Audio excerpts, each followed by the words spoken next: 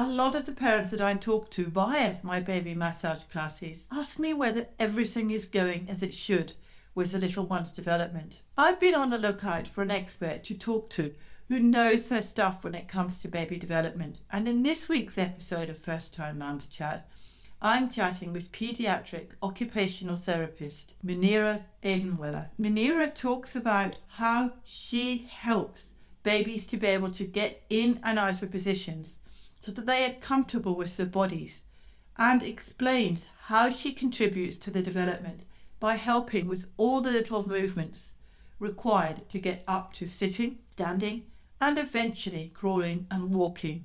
During our chat, you'll hear us talk about why it is important not to rush your baby to be doing their developmental milestones and let them take their own time. How a pediatric occupational therapist can help when babies are not meeting their developmental milestones, or when your gut feeling is telling you that something isn't right. How a pediatric occupational therapist helps babies that are struggling with coming into sitting and crawling positions and to be more comfortable, relieving tension in their bodies, and so much more.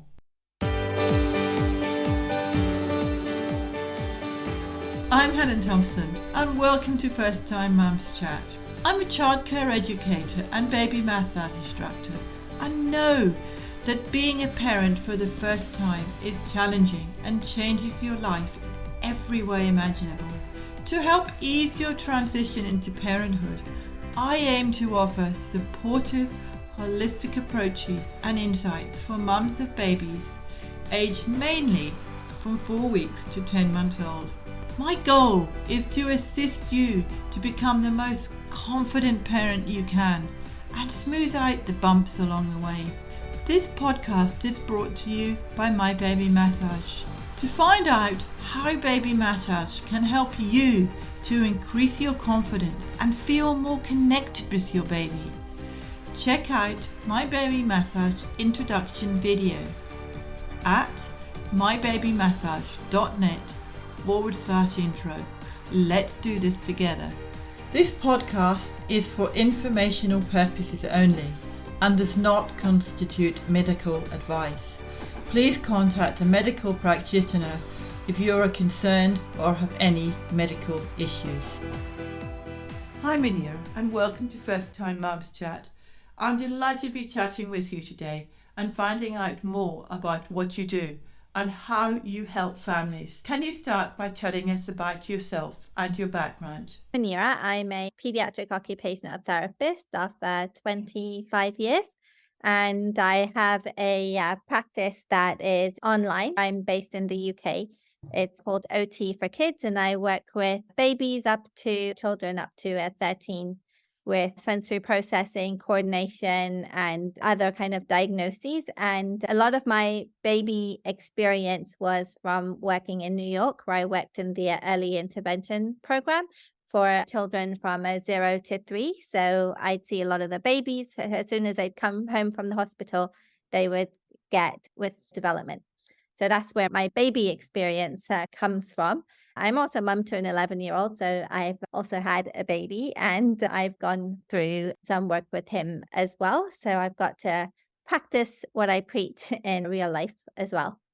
Oh, that sounds amazing. So you've had a lot of experience in that line with babies. Yeah.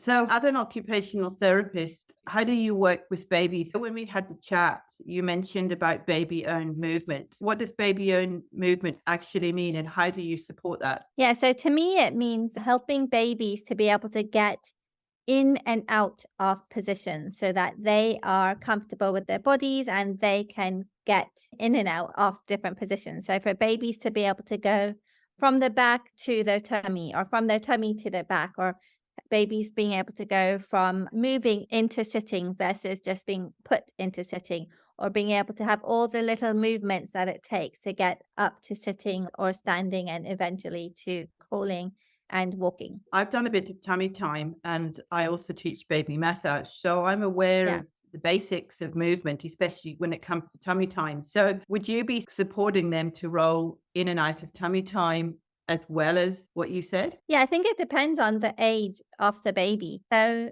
For instance, with a newborn, you kind of naturally do a lot of tummy time because they're often held against Mm-hmm. you. Or Yeah. if you're sitting on the sofa, you'll have them against your body as the parent. So they're naturally getting a lot of that tummy time in those positions, or just the way that you may hold the baby. It depends on the baby and how comfortable they are in each position. Parents are quite good at reading their babies and figuring out, oh, they like being in this position or that position. And then as the baby gets older, you then see them being more comfortable, like being on their side, or they roll from their back to their side. And eventually they start rolling from their side to their tummy. First, it's an accident, and then it becomes a bit more purposeful that they do that rolling movement. So a lot of it will depend on their age and stage as well. Yeah, do you want to encourage them to do it themselves? I mean, the purpose of baby-owned movements is to observe them and let them do it themselves. If at a certain age they haven't done it, is that when you would intervene and gently support them? Yeah, so I've had babies who might be 12 months, for instance, and they're struggling with coming into sitting and crawling positions, or the baby doesn't like to move and they get really tense with their body. So that's when we come in to try and help work with the baby to be more comfortable with their bodies and to feel where their bodies are and to feel themselves going in and out of different positions without feeling lost in their body, if that makes sense. And to work on those transitional movements to be going from tummy to side, side to sitting, sitting to hands and knees up to standing and walking eventually. I know a little bit about this through my childcare career with development. Am I not right in saying that at 12 months they should be sitting? I'm not going to say walking. They should be at the standing stage and holding on to something and taking their first step. Yeah, and then when babies are not meeting these milestones, that's when you know when they need a little extra help, because let's say they may not be coming into sitting, or they may not be able to sit, or it's hard for them to hold their head up, for instance, or to get into crawl. So that's when parents will know that they may need a little help. Yeah, because I know that there are certain developmental stages that a baby should be doing certain things. And if they're not, you don't want to rush them, but yet there's a little red flag that you might think, oh, they're not learning to sit at around about 6 months, or maybe older, 8 months, I guess. Yeah.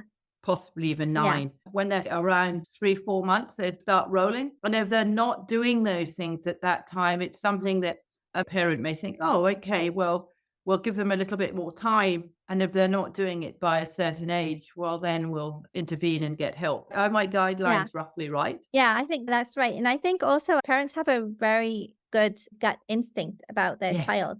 And if of they course I ever do. feel that they're not sure about something, it's probably just good to go and see somebody. One, it could put your mind at ease. And two, it could help you to get some ideas of how to move forwards with your baby, or ways to support the baby from now. So I always feel that as parents, you just kind of have a little inkling and know what's going on with your baby. It's good to have it checked out. I agree, because every baby and every parent is different, and there's no right way or wrong way of bringing Yeah. up a baby, because we all do it differently. Exploring those things so that you don't get over anxious about it Yeah. at an early Yeah. age, it's probably better, rather than leaving it later, even if it's Yeah. just taking them to somebody like you and just saying, look, I'm sure my baby's fine. They're doing these things. Can you just check out whether they're on target with what they're supposed to be doing at their age and development? Yeah. And I think it's also about not rushing babies to Mm. be doing their milestones. So often we rush babies into sitting on their own, or we rush them into standing, or being up on their feet. However, they haven't done all the other skills that come before that yet. Often I find that children or babies, they're much more stronger and coordinated and safer with their movements when they can get into that position themselves. So if it's into sitting, they'll be much more stronger with their body and able to hold that sitting position once they get into that position themselves, if that makes Yeah, sense. yeah. And Yeah. with crawling, a lot of parents have said to me, oh, my child didn't crawl. I'm not saying there's anything wrong if your child didn't crawl, because some children don't need to, but it does bring up that strength and that coordination in order to build those core muscles in order to stand. You've got to Yeah. exercise those muscles in order to stand and in order Yes. to hold on to something. That is what the process of crawling is, because you're crossing the midline, you're working with both sides of the brain, and it also helps down Yeah. the track. Would you agree there's nothing particularly wrong if they don't crawl, but it's important in the respects of building that strength and coordination? Yeah, I'm actually a big fan of crawling just because I see a lot of older children with handwriting difficulties, and many of them have struggled with these Yeah. skills as infants, according to their parents. I'm a big fan of crawling. I think it gives a lot of that sensory information to the body to feel your arms and your hands and your knees and your leg. It just helps you to feel where your whole body is in space. It's also that spatial exploration while on Yeah. your hands, while you're in that crawling position to explore what's around you. Then there's also the core strength and the shoulder strength that you get, and all the strength up to your hands and your fingers. And then when babies start moving their hands like this a little bit and picking up little pieces of lint on the carpet while crawling, they're starting to develop those fine motor skills as well. Like you said, it's being able to use both sides of the body and stimulate both sides of the brain together. And we get that being able to reach and cross over the midline of your body. Then from there, once you're on your hands and knees, that's when babies start kind of lifting their body up when they feel ready and getting into that kneeling position so that you can then eventually get up to standing. So I'm a big fan of crawling. Even for the older children that I see, we actually go back to some of the crawling work, but in a fun, age appropriate way to develop some of those underlying skills with their body and to develop that strength and coordination and using their hands to develop the muscles in their hands for fine motor skills. It's interesting you say that about older children, because I know when I was doing my brain gym course that I find it really hard to crawl. I don't know whether I crawled as a child. You mentioned about crossing the midline. I actually find that movement actually quite hard to do. I have to really think about it, putting my left hand down and then my right, and just doing that motion of crawling. As an adult, activities like jumping, I actually find that sort of motion quite hard. I really have to tell my brain what to do, even if I'm doing exercises. If I'm doing a stretch on my leg, I've got to say to myself, right, my left leg is bent and my right leg is straight in order for me Yeah. to do it. I don't know whether that's because at the stage that you were talking about that I didn't have that strength when I was a child. I don't know, but Yeah. it's just an interesting point that you said that. Yeah. And I always say for the kids that we work with that these are skills that just happen automatically and Mm. that kids have that natural inner body awareness for these skills to develop. It's not something we would necessarily not be teaching Yes, of kids. course. Yeah, it's just stuff that happens automatically. Sometimes parents will say, is it my fault that they haven't done this developmental Of milestone or course the not. other? I always say it's never a parent's fault. It's just the way that the child's brain is wired and that these skills develop automatically and naturally on their own, not because it's being taught to Mm. them. Yeah, I agree with you. And I Yeah. think the process is all natural. But you do see Yeah. some kids cool. They don't do that stage. They just get up and walk. And there's nothing wrong with that. But I think it's important to maybe just teach them movements when they get older of how to cross the midline and how to work with both sides of the brain, whether that's to do with crawling or whether that's not. Yeah, I I guess as the kids get older, you'll see if they have difficulties in other areas or not. Some kids don't. They are fine in the other future learning skills and coordination skills. Or if they need support in different areas, then you may go back to doing activities that help them to feel where their body is and develop their body awareness and spatial awareness and strength and coordination for doing those future milestones.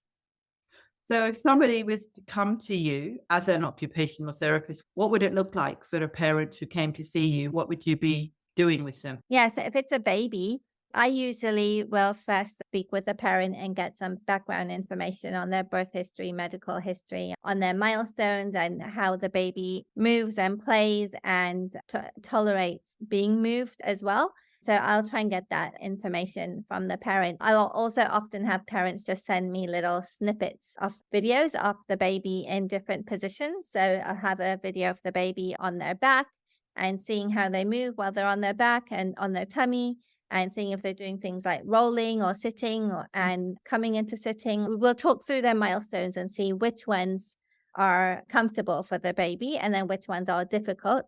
Then I will look at the baby and see how they are moving and just try and figure out which skills are missing and which ones they need support to develop and how we can go about doing that. A big part for me is helping babies to be able to move in and out of each of the positions that they should be doing for the age that they are at. Yeah, I know with some physiotherapists, and I don't know if you link together, but they work a lot with your neck. Some babies prefer one side and not the other, and some babies find it hard to lift their neck up and down. So Yeah. are there movements that you would look for to see if they need support? Yeah. So we might see, for instance, if the baby is doing something more on one side than the other. Babies shouldn't be having a strong preference to one side. They No. should be being symmetrically and equally with their body. They're not yet like right-handed or left-handed. That's actually a red flag if a baby is being right-handed or left-handed. It's showing that there's a weakness in their body. So we'd look at how they are, if they're doing things one-sided or not, or if one side is weaker than the other. Also, if there's any kind of a tension in their muscles or any kind of stiffness in how they are moving, and seeing how they are with all the smaller movements to get somewhere. So coming into sitting, can they first turn to the side and then put their hand down and then push up to sitting? So we're looking at breaking up the skills into little baby steps. Once you've done all that and you've gone through that procedure and you know what Yeah. the little things are, do you give the parent very gentle movement exercises to help support whatever condition it is that they're having trouble with? Yeah, so we'll try and find ways to incorporate some of the movements that the baby might need help developing into their daily routines, whether it's doing it after a diaper change, or whether it's in the way that you hold the baby when you carry them around, or in the way that you might do some playing with the baby and finding ways to help them to be comfortable in their body to get in and out of those positions. Sometimes it might be finding different ways to massage the body, to stimulate different muscles or relax different muscles that they need to be using that they may not be using to reach those milestones. I know that's got something to do with the neck muscles. I've Yeah. spoken to a cranial sacral therapist who said sometimes that there's just a little thing in the neck where they just need a little bit of a massage or a little bit of a release of tension in order for them to move their neck more freely, because sometimes they've just got a blockage in the muscle and they just need to release that tension in there. It depends. So sometimes what you might see, if a baby is tight in their hands, it might be because they've got tightness further in their neck or in their shoulders or in Yeah, their yeah. ribs. Often what you might see is really a representation of something that's happening closer to their body, if you know what I'm saying. Mm. Or sometimes if their toes are curling and their toes are tight, it's often something up in the hips or in the trunk. So that's where we look at the massage and trying to figure out where something is coming from, or where is the limitation coming from. Yeah, because sometimes it's referred pain, isn't it? You may think it's in the hands, but in fact, it's probably in a completely different other part of the body, because our bodies and our muscles all interlink. So I learned that from kinesiology, that if you've got a pain in your finger, it might not actually be the pain in your finger. It might be in a different part of your body relating to that area, and that's why your finger's sore. Yeah, so this might be something a little different. But what I'm trying to say is that sometimes there's a tension.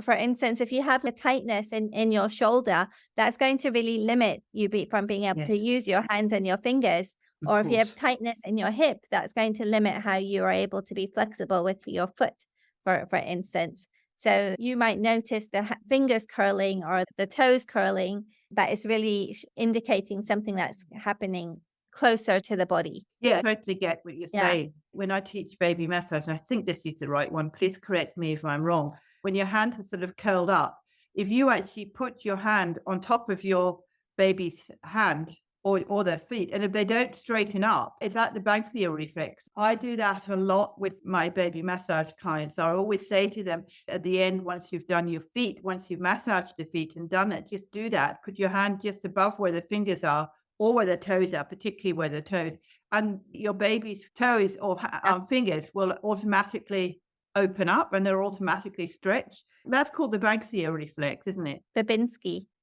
Yeah, and if they don't do that, well, then you'd know that there might be a little bit of an issue, and you might say, I suggest you go and see an occupational therapist or something just to see whether everything's okay." Because when you do that, they should straighten up their toes or their fingers. Yeah. So all of these things are like a brain marker. It tells you what's happening in different parts Mm. of the brain, and it helps you to know what to plan and do next. Yeah, I like what you do because I think it's all done naturally through the body and working with the body to support the body. As we've mentioned, it's not rushing. If they're not going through it, it doesn't mean there's anything wrong. And I want to stress that to mums too, as what you stressed, that just because they're not going through the particular milestone at the particular time they've got to do it, there's nothing wrong. I think that's really important to mention because that, of course, would be overwhelming and it can cause anxiety for parents if they look at the milestones and they think, "Oh, my baby's not doing it, there's something wrong." And they get over anxious about it. What you do is just supporting them gently through it and saying, "Okay, well, they may not be doing this, but they're doing that." We support them in helping them to develop those milestones. Yeah. Yeah. Helping them get the skills they need to reach each of those milestones. For me, it's about work with getting in and out of those positions to reach those milestones using play and connecting with your parent as the motivator as well. Yeah, play is a different topic altogether. I've done a few podcasts on play. Play Yeah. is so valuable, not only for what we're talking about, but for their intellectual development, their imaginary development, all of that. Play is the key to a lot of things with child's development. And we talked earlier about rushing, but rushing with play and telling your child they can't Yeah. play and do things, I just think is inhibiting their development because play is so valuable. You learn so much through play. Yeah, it's so much for the and about giving kids the space to explore with their body and to come up with their own ways of playing Yeah. on their own. Even as kids are older, there's so much that they learn from their play with problem solving and Yeah. dealing with managing complex social situations. All of those skills they learn through play. Even for adults, we need to be playing as well to keep our spirits up and our mental well-being. So I think the play goes throughout the lifespan. Yeah, and it's good that you mention it with the body as well, because play is not just about playing in a home corner or playing in a sandpit or exploring nature. It's also about encouraging them to move in their own way, because if they don't play around with it, they're not going to learn how to do it. They've got to play with it and think, "Oh, well, okay, if I go this way or if I go that way, oh, I can do that. Or oh, if I move my hand this Yeah. way, I can do that." They're Yeah. learning all of those things. And I think that's why play is so valuable. I think also for babies, their first toy is almost like their hand because Yes. they're playing with it and exploring it in their mouth. And they go through that cute phase where they're kind of like looking and staring at their hand and they're looking at everyone else's hands. Their hand is their first toy, an extension of themselves. I think it's really sweet. Yeah, it sounds like you've done quite a lot on play, and it's another interesting topic, isn't it? Yeah, it is. And especially with the feet, when the babies learn to bring their foot up to their mouth, that's quite a cute one as well. Yeah, That's all to do with what we're yeah, talking about with development yeah, and baby own movements. yeah. It's all that body awareness that they're getting by exploring their hands and their fingers, and eventually getting their foot up to their mouth and exploring. It's like finally they feel the ends of their bodies as well. Yeah, that's where the baby massage is also good, because I do a lot of songs and I always encourage parents to look at their baby when they're talking to them and massaging Yeah, them and to use their fingers. It all yeah. comes back to originally what we talked about with the baby own movements. Yeah, and I love it. I think this goes along with the massage work that you do as well. Is I love the idea of parents telling the baby what you're going to do and how you're going to be moving them, even when they are little and they may not be moving themselves as much. For us as parents to be telling the baby what you're going to do with them so that they can start planning and knowing what to expect, and then it's just not as unknown to them as well. It's baby autonomy as well. That's what you Yeah, do. If you're an occupational therapist, a physiotherapist, or a baby massage therapist, if you communicate with your baby and say, "Okay, I'm just going to hold your leg and I'm going to just move it slightly," You tell them Yeah. all the time what you're going to do. I think that's important to give them respect as well and telling them. Starts this nice back and forth communication as well, isn't it? In their own ways, and for them to be able to read you and you them, and it's a nice, lovely interaction. It's building up that trust because as an occupational therapist, as well as a baby massage therapist, you need to build that trust. And if you don't give them that respect, you're not going to build that trust. Yeah, I didn't mention this before, but that's why a lot of the sessions, they start by really just playing and connecting with the baby before you start moving and doing something with them, because you first want to develop a connection and to build that trust with them. So I often will speak with the parents first so that the baby can see that I'm a comfortable, safe person, and then I'll engage with the baby. I think that's a good thing to do. So we've covered a lot of ground here. So Yeah. if a parent wanted to get in touch with you, how would they go about doing that? Yes, I have a website. It's called OT, the number 4 kids, kids.co.uk. And that's the best way to reach me for baby consultations or baby work. Well, thank you so much for being on this podcast. I really enjoyed talking to you. I could sit here talking to you forever about this topic. Yeah, it's really So fun. thank you so much for being here. I've really enjoyed having you. Yeah, and thank you so much for having me. Munira shared some great insights on how a pediatric occupational therapist can help your little one. I highly encourage you to check out the OD for Kids website to find out more about Munira's services and offerings. We also talked about the importance of play during our chat, and I'll also include links to some of the earlier First Time Mums Chat podcast episodes relating to play, which I am certain you'll find as help in the episode show notes, which can be found at mybabymassage.net/podcast/139. I share each episode on the First Time Mums Chat Instagram page, and you'll hear me chatting live with folks I've interviewed from time to time. Please support me by following me, and I look forward to meeting you during one of my lives. Next week, I'll be talking with Jo Wilson about water-based activities for babies and toddlers that not only help with safety, but also support their sensory whilst helping to soothe and calm both mum and infant. Be sure to listen to this episode when it comes out next week, and please subscribe to First Time Mums Chat via your favourite platform so that you get quick and easy access to all of our episodes when they are live.